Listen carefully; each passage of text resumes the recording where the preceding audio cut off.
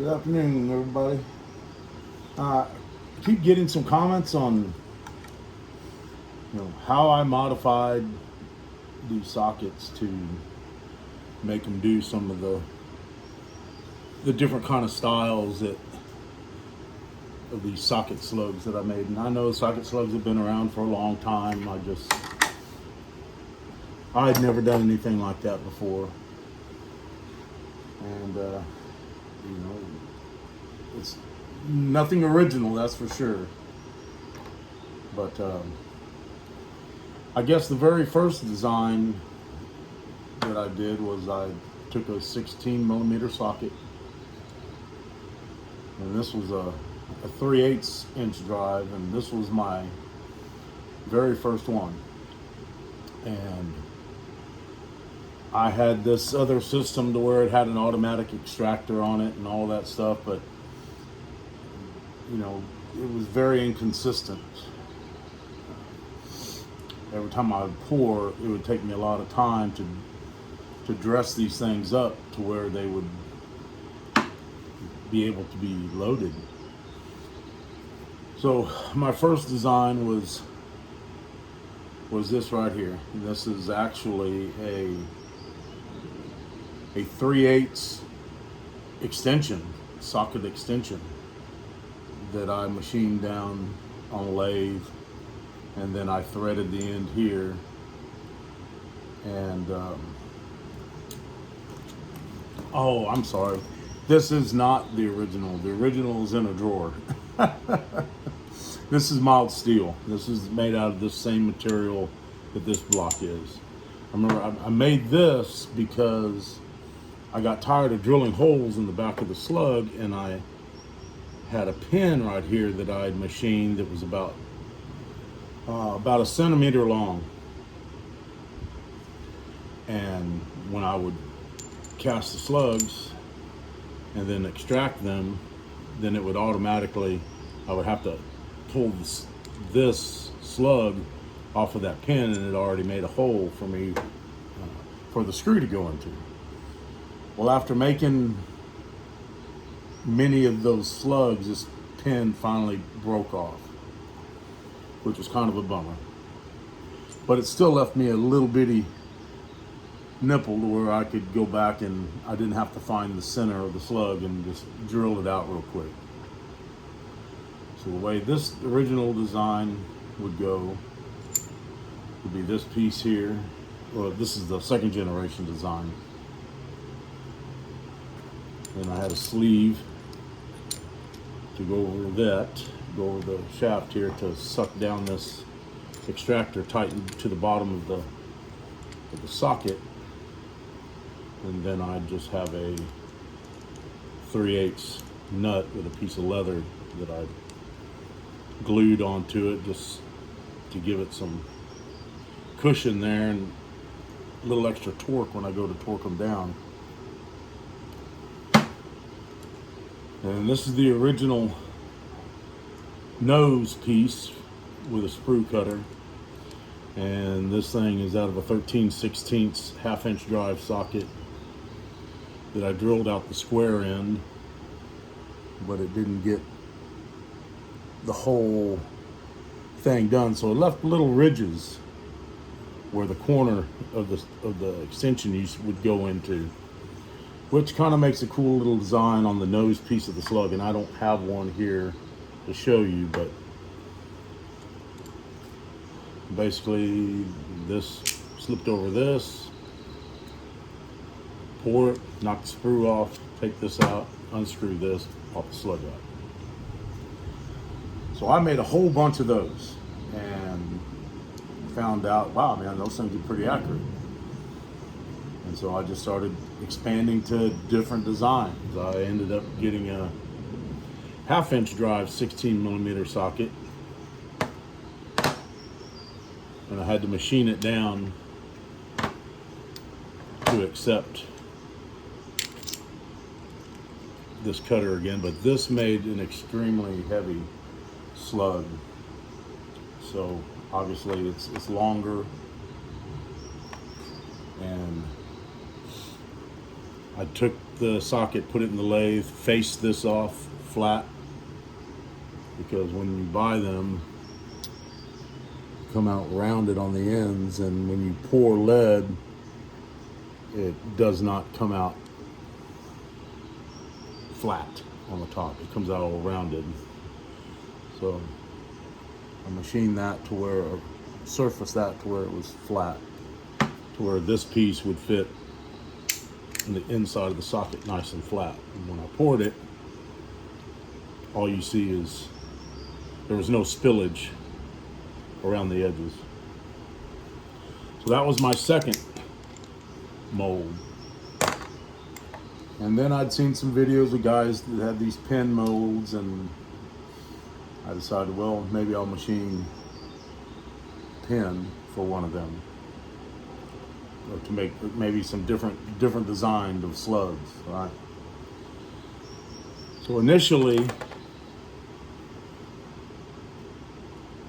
I didn't have any hollow points yet. That wasn't even in my mind. I was just taking this socket, putting on there. I was trying to lighten them up a little bit.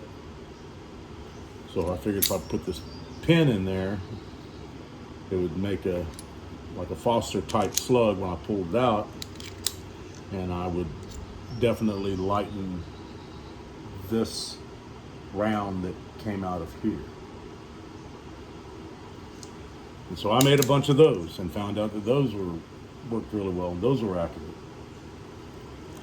So then I decided to expand it a little further and started making some sabos out of a 15mm socket, utilizing the same pin.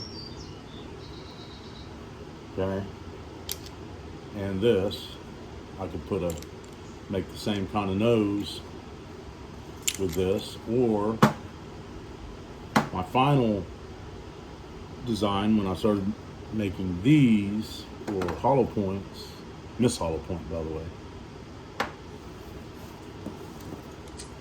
I said, well, if I just take this, put it on there, and then this is pretty ghetto, but I just had this tool laying around in my toolbox forever, and I just found the center, drilled a hole, got a bigger drill bit, made this bigger, got a Dremel, smoothed out the edges,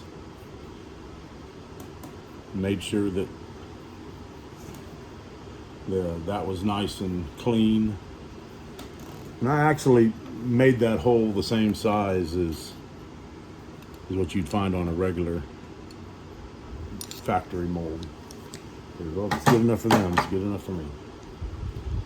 So then I was taking these and then just setting this on top, pouring the lead, knocking the sprue off, and then taking this off of the pin, and then taking a bolt and then just tapping the slug out of the socket.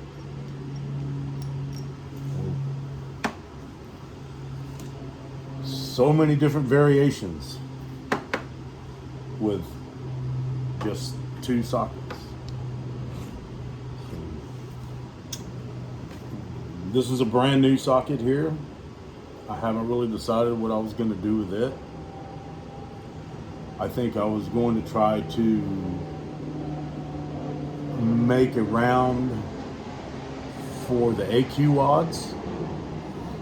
And my plan for that is that I like these sockets because they're heavy duty and they're not mild steel, okay? But I was going to chuck this up in the lathe and then run an end cutter in here and then cut all of the ridges out to make it 0.735 on the inside, but no ridges, no 12-point socket. And then I was going to make another end cap, and I bought a ball grinding bit that I'm going to use to make a round nose. I'm going to make something like this out of some stock a little bit bigger than this. It's going to slip over this, and it'll have a sprue cutter. It won't have a sprue cutter. It'll have one built into it to where this is going to fit over, and then I'll just twist this and that'll knock the sprue off. So in other words, I'm going to machine this down and take all of this out, or, well, then I'd have to cut it to where it would just be this piece here, because the AQ slugs, and you know, I'm not trying to steal anybody's copyright or anything. I'm just trying to duplicate a mold that produces a slug that's very, very light. Because what I have right now is too heavy, and maybe it'll make those AQ wads shoot like they're supposed to out of a smooth bore. So either it's taking a socket like this, machine it out on the inside to where it is at least 0.730 or 735, cut it off, make a base to where that sits in with a pin like this. It sticks up inside to accept that AQ wad, and then a head that goes on it. But it's going to have to be really, really small, because those AQ slugs are just a little over a 1/2 inch tall with the rounded nose, so it's going to be kind of a challenge. I don't have any means of, press forming slugs, which I think most factory slugs are, out of a piece of lead, and they run it through a press and into a mold with hydraulics, and it makes every slug exactly the same. It acts exactly the same weight or close enough. I don't have anything to do that with right now, but for what these are, being they're just socket slugs, I've been having a lot of fun with them. Of course, y'all have seen that one I posted, and that's basically a 45 ACP hollow point. That, fortunately, it doesn't fit really tight in there, but what I did was I did hot glue some of these in there and got them nice and straight up and down, and they're in there. I even put a little super glue around the edges just for grins, but then attach some tail wads to them. So those are all the different types of variations of slugs that I can make with just basically 2 sockets. I can make sabots with the 15 millimeter sockets, and then full bores with these, which there's 3 or 4 or 5 different variations I can make. Them old standard one here that I started out with, that I tried and true. I know these work. These are actually the ones I'm going to be hunting with this season, and hopefully I get to test out some of these other ones.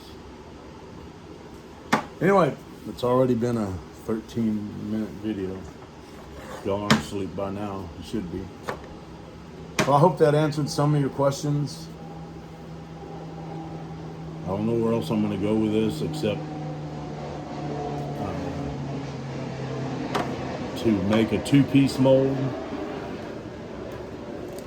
like one of these. And I do have an old milling machine at the shop where I work, and I can make this, but I don't know if we have all the tooling to do it. And it's, that would really, that's gonna take a little while to make one of those. And if I have to start buying tooling to make one, it's just not very cost effective. I mean, these are like $6, $5 or $6. So I start buying, $40, $50 cutting bits, and mandrels and things to chuck everything up with, I'll be into some money, and I don't have a lot of money. So. All right, y'all have a good one.